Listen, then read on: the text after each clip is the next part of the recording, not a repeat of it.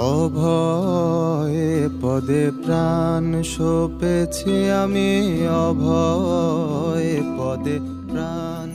যেহেতু বগলা জয়ন্তী, সেজন্য ভক্তদের ভিড় চোখে পড়ার মতো। মন্দিরের ঠিক পাশেই বিশাল বড় একটা হোমযজ্ঞ হচ্ছে। মন্দিরটি বলতে পারেন 5টি রত্ন বিশিষ্ট, যদিও বা বলতে পারেন যে একটি রত্ন বিশিষ্ট, আর চারিপাশে ছোট ছোট রত্ন রয়েছে। গর্ভগৃহের মধ্যে এক পাশে আছেন শিবলিঙ্গ এবং তার পাশে আছে মা অন্নপূর্ণা এবং মহাদেব।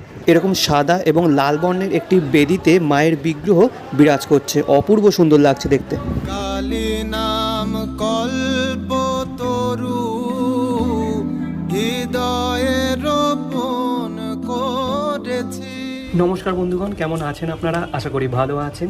3 মাস আগে আপনাদের সামনে উপস্থাপন করেছিলাম সদ্য উদ্বোধন হওয়া মা বগলামুখীর মন্দির, যেটি অবস্থিত কালীঘাটে।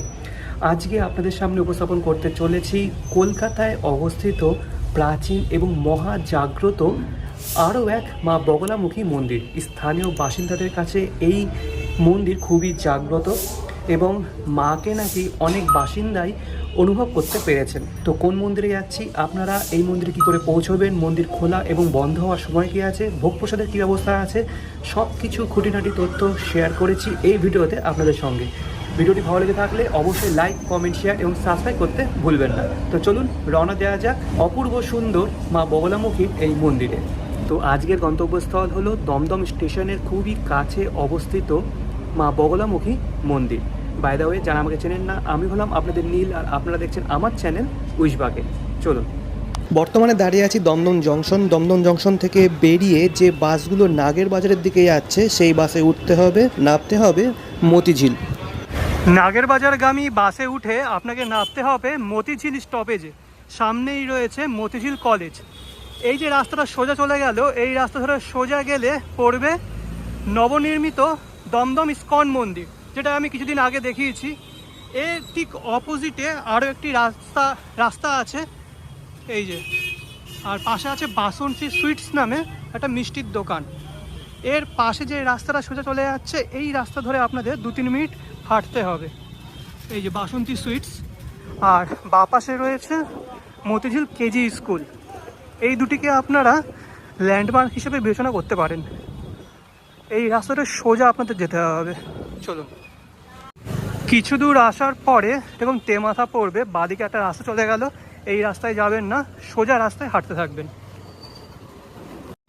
ডান দিকে পড়বে বিধান শিশু উদ্যান। এই যে একটা পার্ক পড়বে, এই পার্ককে পিছনে ফেলে সামনের দিকে এগোতে হবে।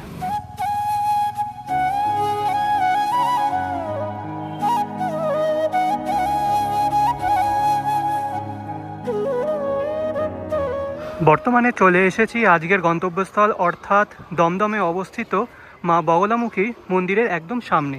দাঁড়িয়ে আছে একটা পাশে। মন্দিরটি কিন্তু একদমই ছোট, কিন্তু এর মাহাত্ম্য আর এর কাহিনী অনেক বড়। মন্দিরটি বলতে পারেন 5টি রত্ন বিশিষ্ট, যদিও বা বলতে পারেন যে একটি রত্ন বিশিষ্ট, আর চারিপাশে ছোট ছোট রত্ন রয়েছে। আর মূল মন্দির এটি, তার সামনে একটি ছোট অলিন্দ বিশেষ রয়েছে। পুরো মন্দিরটি এরকম গেরুয়া বর্ণের, আর যে রত্নটি রয়েছে সেটি এরকম সোনালী বর্ণের। খুব সুন্দর। আর আজকে একটা বিশেষ পুজো আছে, তাই প্রচুর ভক্তের সংখ্যা এখানে। তো চলুন মন্দিরের সামনে যাওয়া যাক।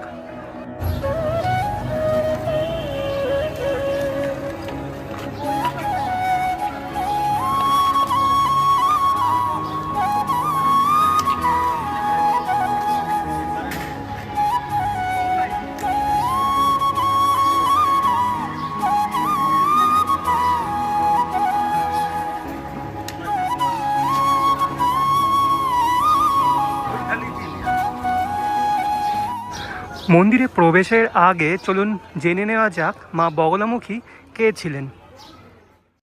মা বগলামুখী হলেন 10 মহাবিদ্যার মধ্যে অন্যতম বিদ্যা বা দেবী। ভগবত পুরাণে মা বগলামুখীর উৎপত্তির কাহিনী বর্ণিত আছে। কাহিনী অনুযায়ী রাজা দক্ষের যজ্ঞে নিমন্ত্রিত না হয়ে সতী অপমানিত হন। তিনি বিনা আমন্ত্রণেই যজ্ঞে উপস্থিত হতে চাইলে শিব নিষেধ করেন। তখন ক্রুদ্ধ হয়ে সতী শিবকে ভয় দেখানোর জন্য চারিপাশে ধোঁয়া ও কুয়াশাচ্ছন্ন করে শ্মশানের মতো পরিবেশ সৃষ্টি করেছিলেন। শিব কিছুটা ভীত হয়ে সতীকে যাওয়ার অনুমতি দিলেন, কিন্তু তারপরেও সেই মহাপ্রলয় আর কিছুতেই থামে না। তখন সমস্ত দেবতাগণ মিলিত হয়ে ভগবান বিষ্ণুর কাছে গিয়ে উপস্থিত হলেন। ভগবান বিষ্ণু দেবী মহামায়ার তপস্যা শুরু করার পরামর্শ দেন।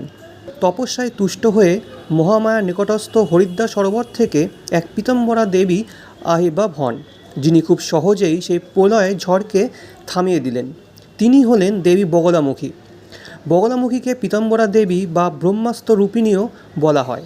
তিনি একটি গুণকে বিপরীত গুণে পরিবর্তন করতে পারেন বলে হিন্দুরা বিশ্বাস করেন।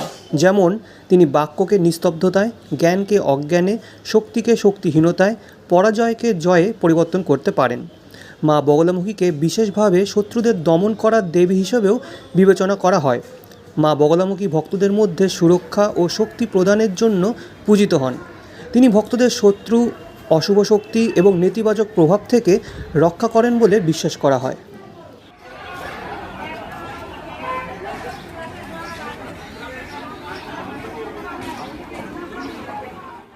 চলুন এবার এই মা বগলামুখী মন্দির সম্পর্কে কিছু তথ্য জেনে নেওয়া যাক।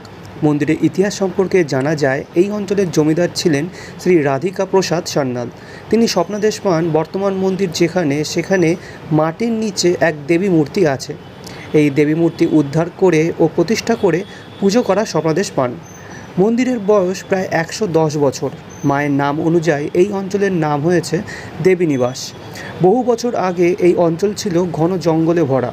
জমিদার সান্যাল বাবুকে মা আদেশ দেন, তিনি এখানে মা বগলামুখী রূপে আছেন। 29শে বৈশাখ এখানে মায়ের বাৎসরিক পুজো হয়ে থাকে। কালী পুজো, অন্নপূর্ণা পুজো, রটন্তী কালী পুজো ইত্যাদি এই মন্দিরে হয়ে থাকে।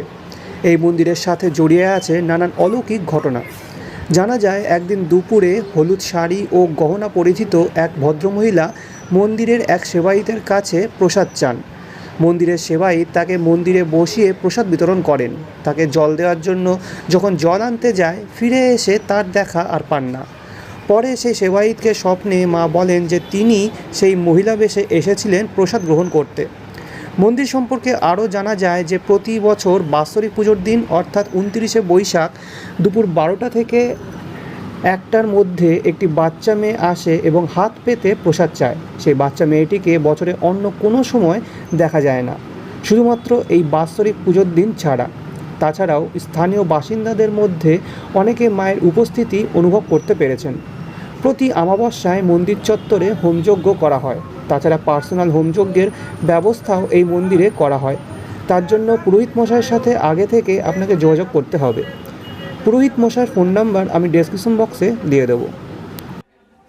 বর্তমানে দাঁড়িয়ে আছি গর্ভগৃহের ভিতরে। গর্ভগৃহটা কিন্তু একদমই ছোট, তো সব কিছুই আপনাদের দেখিয়ে দিই। সামনেই রয়েছে সাদা রঙের একটি বেদি, যেখানে বিরাজ করছে মা বগলামা, আর পিছন দিকে আছে কিছু বিগ্রহ। মন্দিরের ভিতরে গর্ভগৃহের সামনে এক পাশে আছে শিবলিঙ্গ এবং আরেক পাশে আছেন মহাদেব এবং মা অন্নপূর্ণা, আর একদম সামনে বিরাজ করছেন মা বগলামুখী। আগেই বললাম, এটি সাদা এবং লাল বর্ণের কাঠের বেদিতে মা এখানে বিরাজ করছে। মা এখানে দ্বিভুজা, এক হাতে তিনি ধারণ করে আছে একটি গদা এবং আরেক হাত দিয়ে শত্রুর জিভ টেনে ধরে আছেন।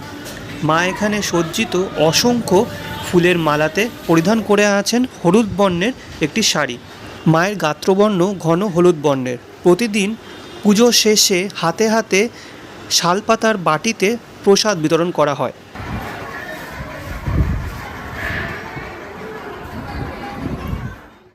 আচ্ছা, তো আজকে ছিল বগলা জয়ন্তী, তাই এত ভিড় দেখলেন। তো কেমন লাগলো মা বগলামুখীর এই মন্দির অবশ্যই কমেন্ট বক্সে কমেন্ট করে জানাবেন। যদি ভালো লেগে থাকে তাহলে অবশ্যই লাইক, কমেন্ট, শেয়ার এবং সাবস্ক্রাইব করতে ভুলবেন না। দেখা হচ্ছে পরবর্তী কোনো এক মন্দিরের ভিডিওতে। আনটিল দেন ভালো থাকবেন, সুস্থ থাকবেন। আজকের জন্য বিদায়।